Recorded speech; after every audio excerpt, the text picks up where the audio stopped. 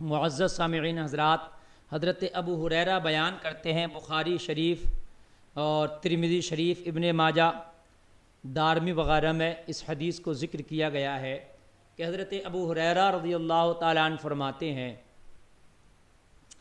میں جو آج آپ کو بتاؤں گا کن چیزوں سے روزہ ٹوٹ جاتا ہے، کس کس حال میں روزہ ٹوٹ جاتا ہے، یہ مجھے بتانا ہے آج آپ کو. تو میں پھر اس کی کیا بعیدیں ہیں. تو حضرت ابو ہریرہ بیان کرتے ہیں کہ نبی صلی اللہ علیہ وسلم نے فرمایا، بنا رخصت، بنا مرض یا بنا سفر کے، بنا مجبوری کے کسی نے رمضان شریف کا روزہ چھوڑ دیا اور وہ پورا سال روزہ رکھتا رہا، تو حضرت ابو ہریرہ بیان کرتے ہیں کہ وہ پورے سال روزہ رکھنا اس ایک چھوڑے ہوئے روزے کے برابر نہیں ہو سکتا. تو معزز سامعین، جو ایک روزہ چھوڑ دیا ہو اس کے برابر نہیں ہو سکتا، تو جس نے روزہ رکھ کے بیچ میں توڑ دیا ہو اس کا حال کیا ہوگا، اس کا حال کیا ہوگا، ذرا غور کیجیے. ابن خزیمہ اور ابن حبان اپنی صحیح میں ابو امامہ باہلی سے روایت کرتے ہیں، کہتے ہیں کہ رسول اللہ صلی اللہ تعالیٰ علیہ وسلم نے فرمایا کہ میں سو رہا تھا، میرے خواب میں دو شخص آئے اور میرے بازو کو پکڑا اور مجھے پہاڑ کی طرف لے جانے لگے.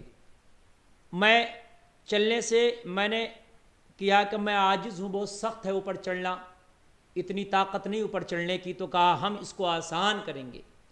میرے نبی صلی اللہ تعالیٰ علیہ وسلم جب چڑھ گئے تو بیچ پہاڑ میں جب میرے نبی صلی اللہ تعالیٰ علیہ وسلم پہنچے تو کیا دیکھا، سخت آوازیں سنائی دے رہی ہیں. میرے نبی فرماتے، میں نے پوچھا ان سے کہ یہ کیسی آوازیں ہیں؟ انہوں نے کہا یہ جہنمیوں کی آوازیں ہیں. پھر مجھے آگے لے گئے، میں نے ایک قوم کو دیکھا کہ وہ لوگ الٹے لٹکائے گئے ہیں اور ان کی باچھیں چیری جا رہی ہیں جن سے خون بہہ رہا ہے. میں نے پوچھا یہ کون لوگ ہیں، یہ قوم کون ہے؟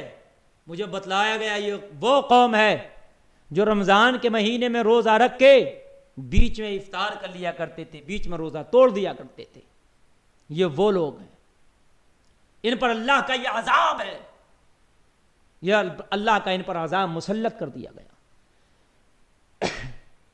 میں اپنی ایک کلپ میں اور پیچھے بتا چکا ہوں کہ اگر جو جان بوجھ کے روزہ توڑ دے تو وہ 60 مسکینوں کو 2 وقت کا کھانا کھلائے گا یا 60 روزے لگاتار رکھے گا، یہ اس کا کفارہ ہے. اور اگر کوئی سفر میں یا مرض کی وجہ سے چھوڑ دے تو وہ ایک کی قضا ایک ہی روزے سے کرے گا. اب مسئلہ یہ ہے کہ روزہ ٹوٹتا کن کن چیزوں سے ہے. تو روزہ کھانے پینے اور جماع کرنے سے روزہ ٹوٹ دیتا ہے، یعنی کھا لیا پی لیا یا جماع کر لیا، روزہ دار ہونا اسے یاد ہے تو ان تمام صورتوں میں روزہ ٹوٹ جائے گا. جماع کرنا یعنی اپنی بیوی سے ہم بستری کرنا. لیکن حقہ، مسئلہ حقہ، سگار، سگریٹ، چرس، ایسے ہی سگریٹ اور بیڑی، پان، تمباکو، ان سب سے بھی روزہ ٹوٹ جائے گا.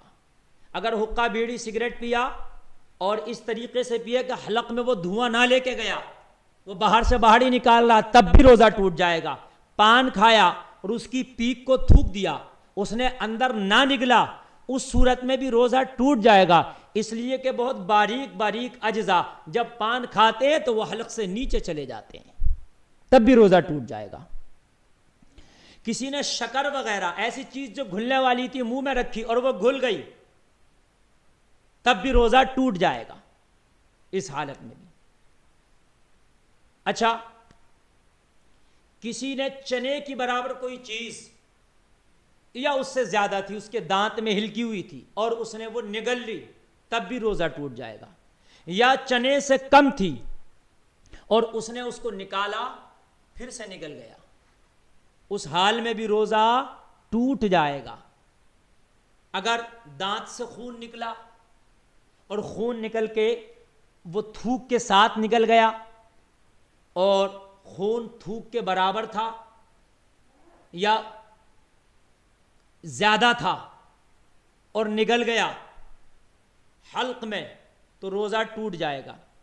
لیکن اگر تھوک سے کم بھی تھا اور اس کا حلق میں مزہ معلوم ہوا خون کا تو تب بھی ٹوٹ جائے گا.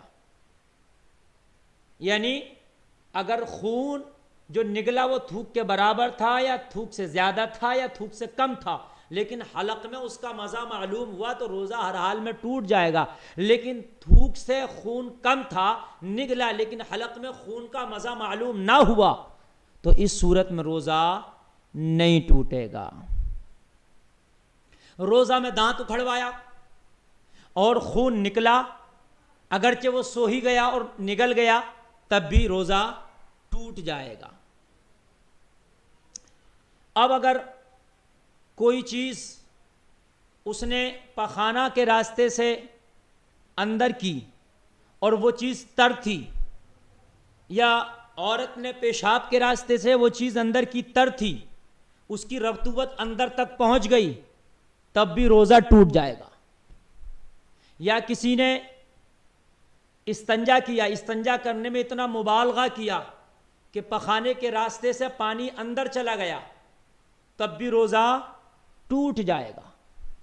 اس صورت میں بھی روزہ ٹوٹ جائے گا روزہ جاتا رہے گا.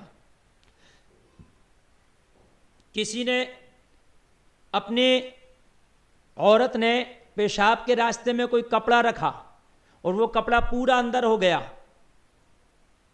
تب بھی روزہ ٹوٹ جائے گا اس کی تری اندر تک پہنچ گئی تو.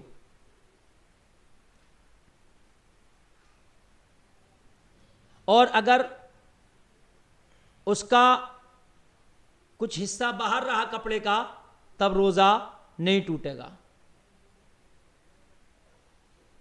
مرد نے پیشاب کے سوراخ میں پانی یا تیل ڈالا تو روزہ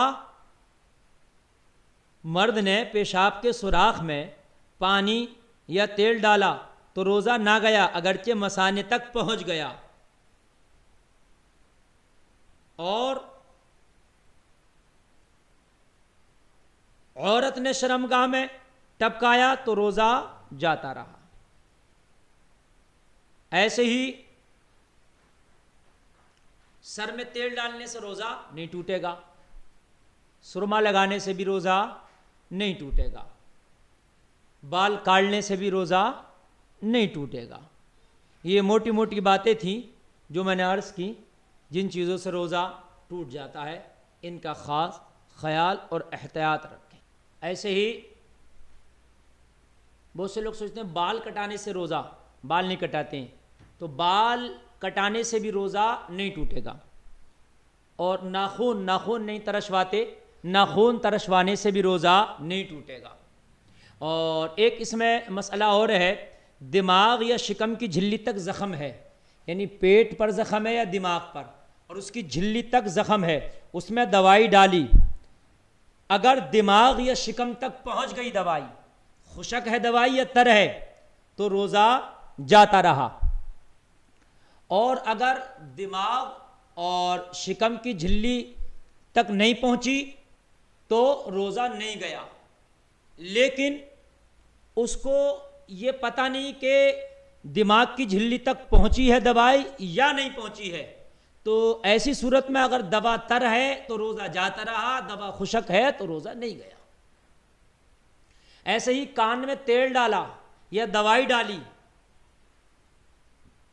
یا نتنوں میں دوا چڑھائی یا کان میں تیل ڈالا یا تیل چلا گیا تو روزہ جاتا رہا.